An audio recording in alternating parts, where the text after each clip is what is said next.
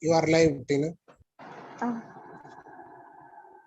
Praise be to the Lord Almighty who has brought us all together on this wonderful evening. Today I am going to be talking about a topic which I feel is very relatable for all of us, and I would call the title When You Don't Feel Like It. When you don't feel like it means that when the moments or those days that we feel like not praying, we feel like skipping to pray or reading the Bible, and we focus on more important matters. This is something that all of us follow every day of our lives, even including myself.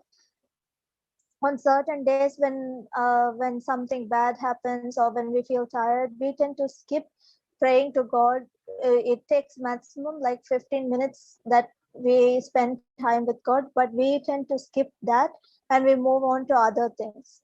So today I feel this topic will be useful for everyone because we all struggle with spirituality.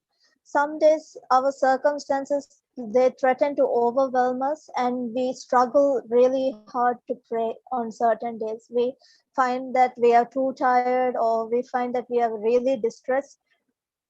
We have worst days of our lives, and on those days we just keep praying to God because we feel that it's his fault that it happened in our lives, and then we ignore his calls. We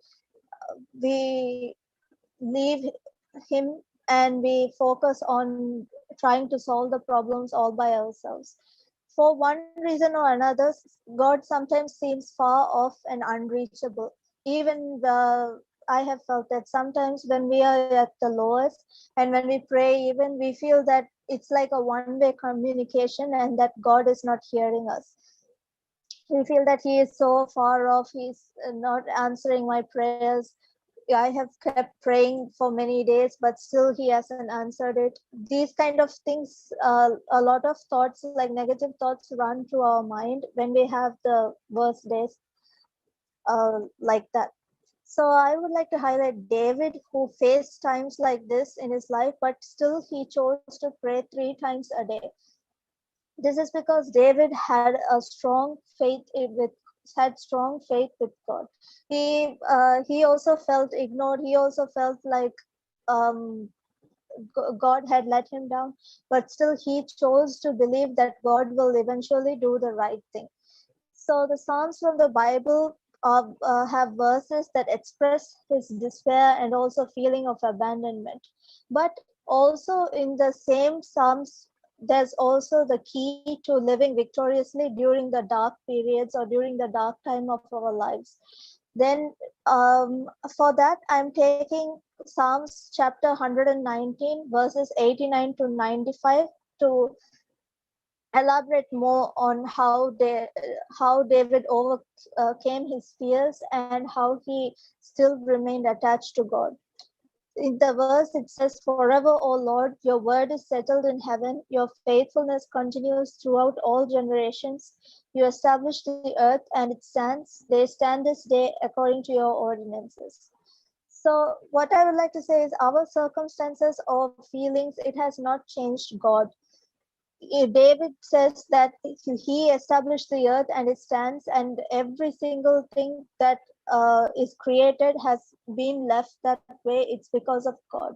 So, in our lives, even if there is a certain change that comes to our lives that we cannot handle, we have to always remember that with God, that we will be able to overcome that change, or that change will eventually disappear.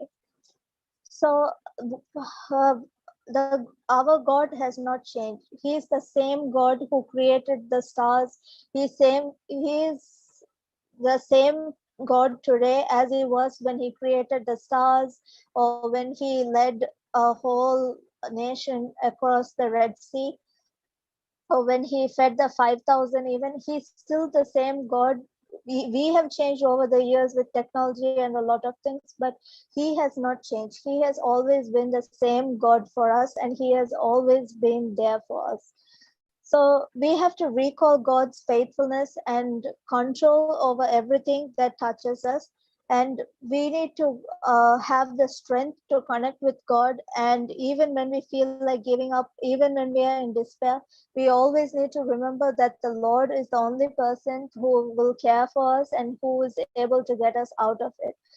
We tend to ignore God's calls and we try to solve the problems on our own, and in the end we just make things worse for ourselves. If we spend time listening to God from our hearts and also trying to connect with Him, then we will find the answer to whatever we are seeking for. He is perfectly capable of sustaining us if only we will let Him. If only we let Him into our lives or into our hearts, then only He can perform His miracles in our lives. For example, if we have an emergency or if we need help, we would send a message to our closest friend in order to get help from them. So with God even, and God is the one who has created everything, so with Him even we need to send a message, we need to pray, and prayer is our message. So we need to pray every single day, and we need to give Him the message that we need His help and we need Him badly to revive back our normal and pleasant life. So instead, if we ignore God's calls or if we don't send the message, then God will always be there for us, but we are not entering Him into our lives. We are not letting Him perform His miracle, or letting Him take hold of our lives. We are trying to handle it ourselves.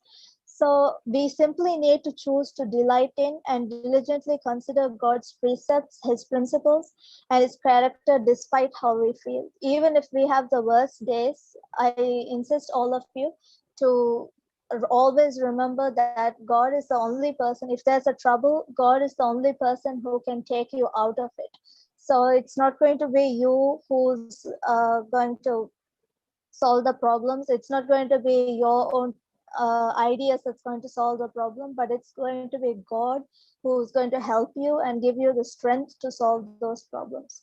I hope you found this message useful.